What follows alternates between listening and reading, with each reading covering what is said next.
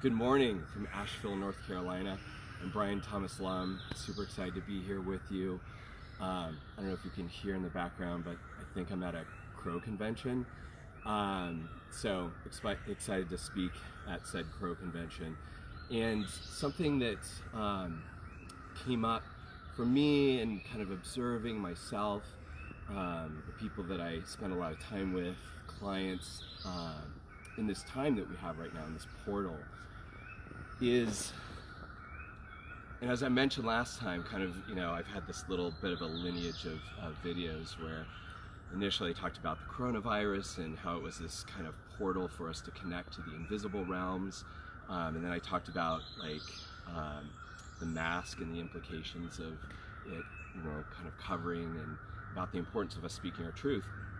And so as I kind of followed that thread in my own life and really wanting to speak my truth and doing it more, I also realized, and especially watching threads on Facebook, is more and more disclosure of all these different things is showing up, and there becomes this desire to really, when you feel like you're locking onto a truth, there's this excitement and this passion to share our truth out into our collective and personal and individual realities.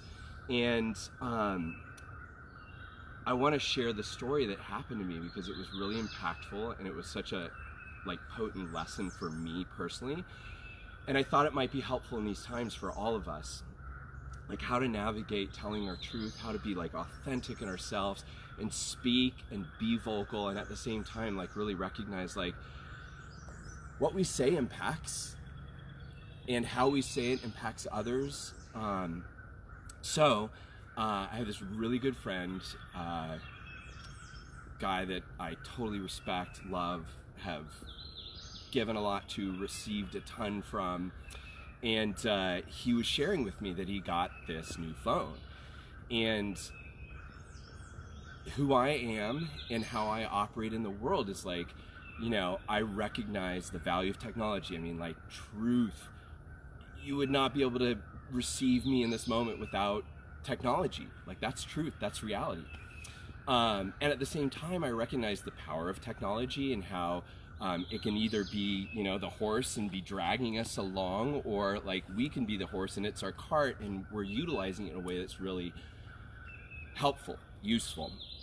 So I thought being a good friend would be to research, what are the implications of having said phone. So I came across this video, I watched it, and it was basically sharing all the horrible things about the radiation levels of this particular phone. And so I watched it, in great concern and, horror of, technology heading in that direction. And without really thinking and feeling, I just I just sent it to him, there, dude, check this out. And moments pass and nothing, and then a day passes and nothing, and then I get this message, and it's pretty simple. It's thanks for the video, and I would really, and I'm paraphrasing here, he probably said it more eloquently, but it was something to the effect of consider love before truth. And I was just because I got exactly what he meant in that moment. We're that close, we're that connected. I knew that I was barfing out my truth on him. Is it true? Are all these things true about this particular device? Yeah. What's another way to approach it? I could have said hey man, I'm so excited that you're excited about your phone. I know that it has all the things that are important for you in running your business and connecting with your clients and creating content and video and photos. And me personally, I'm always a little bit wary about the latest and greatest new technology, and so I spend a decent amount of time researching this stuff, and I came across some information, and if you feel like it would be useful, I would be happy to share it with you. And in the sharing, it would have been a great idea for me to also pass along, and hey, here's all these great other technological products that you can utilize to protect your phone, protect you, to support you to like use that technology in a way that's like mindful and conscious. So it was like a really big learning for me. I've also had the situation where I've like read people's posts and it's their truth, and I like, without even thinking and feeling, I just like I respond and I like put something in the comments section. And what I've noticed personally is that what would follow if I didn't do my emotional homework, if I didn't do my processing on a mental level, and those two in tandem, and really embody that before I respond, like after my little like 5 words or 2 sentences of blah onto their, you know, their comment section, like 50 more comments would show up just lambasting me. And like, what's that to me? What are those souls telling me? They're telling me, hey, you might need to feel a few more things because you didn't do that on the upside. You didn't do your own work before you just like spit something out. And so in a way, it's like I could look at all those comments and be like, you know, and the truth is that they're just showing me how I haven't really connected with myself before I put something out there. And so what I really want to share is the importance of, yes, own your truth, speak your truth, and truth is a high vibrational frequency, and truth requires us to really do our emotional, mental, physical embodiment. Otherwise, it's just like words, or it's a concept, and we haven't fully aligned with it. I know that if I had done that in those moments before I had sent out that little thing, that I would not have said what I wrote. I may not have shared anything. I may have felt totally complete. I may have written something, and I know that it would have been very different. And so, and I'll give like a further example with a little bit of energy that, you know, maybe it'll make you feel something, and maybe it'll make you want to write something at the bottom of this page, and maybe it won't. So, you know, there's this whole notion of like the last video that I did, I talk about like the face mask and like, what does it do? Well, there is a social norm right now to wear a face mask, and I'm not going to tell you whether it's a good thing or a bad thing. I am going to ask you, if you are choosing to wear it, like, how does your body feel? Like, have you tuned in and really asked your body, regardless of what the culture tells you, like, does it feel good for me to wear this? Does it feel like my body goes, yes, this feels really, really good to breathe in my own air, to over time start to develop, you know, all the things that happen on the inside of a face mask, and basically reciprocate that. I think that's an important question. Now, here's the thing. If you Google right now our face masks, peer-reviewed research on face masks, you're going to find papers that are done that say that the way that they're being utilized is not effective, it's not impactful, it doesn't do what people are saying that it's supposed to do, and yet there's this social norm. Now, I can almost guarantee you that you would also find research that says that you should wear it, that it's important, that it does do what it's supposed to do. So how do you know? What do you do? How do you live in a world that has a certain social norm?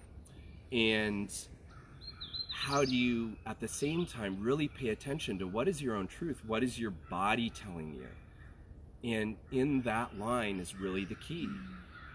It's really important that we start to discern, what does our body want from us? My 3-year-old Maxwell, we're hiking in nature in this very spot here, and we'll go down a path and it will split. And without any prompting from me whatsoever, I know that I've influenced him. I know that his mom has influenced him for this to emerge. And yet I also know that like our language hasn't been specific towards this, but he'll like stand at the edge of these 2 paths and he'll be like, I'll be like, which way do you want to go? And he'll be like, my body wants me to go this way. And he walks in that direction. And I'm just like, oh my God, he's 3 years old. And he says, he knows, he tunes in. This is what feels good for my body. And he goes that way. He has that because he's connected. You have that when you connect. And so my encouragement is to start to ask your body what is true. When you're reading something online, sure, you could Snopes it, but read a little bit even further down that hole and you'll see that Snopes is now falling apart. So who do you trust? You trust you. You trust your body. You trust your capacity to connect with it. And as we go, I'm going to give more ways to do that. And for now, I just want to plant the seed for you to start to consider that as a high measure of what truth can be. Yes, you need to be connected to your body in order for you to be able to receive the message and understand it and make meaning from it and utilize it. And there are definitely ways to do that. And what I'm finding is that everyone is made up of, and this isn't my wisdom, this is wisdom that's been around for thousands of years, that we're all made up of these elements, that we have in us earth, that we have in us water, that we have in us fire, that we have in us mineral, that we have in us air, that we breathe into and amplifies our awareness. And we also have a connection to nature. And when we connect to these elements and we recognize their order and we live in what is our natural elemental order, we become powerful forces to reckon with. And this is what these times are calling for. They're calling for your truth, and they're calling for us to share our truth and deliver it with love. And so I'm going to leave you with that. I'm sharing my truth. Is it your truth? You have to check it out. You have to feel it inside. You have to ask your body, does this resonate with you? And if it does, beautiful. And if it doesn't, and you're like, I believe the exact or know the exact opposite, then wonderful. My truth has helped you check into your body, see if there's resonance, and it helps you get clear on your truth. That's the gift that we have for each other. And if we can do it in a way that is also sharing love, then we're headed down the right path. So, I love you. Thanks for listening, and we'll see you next time.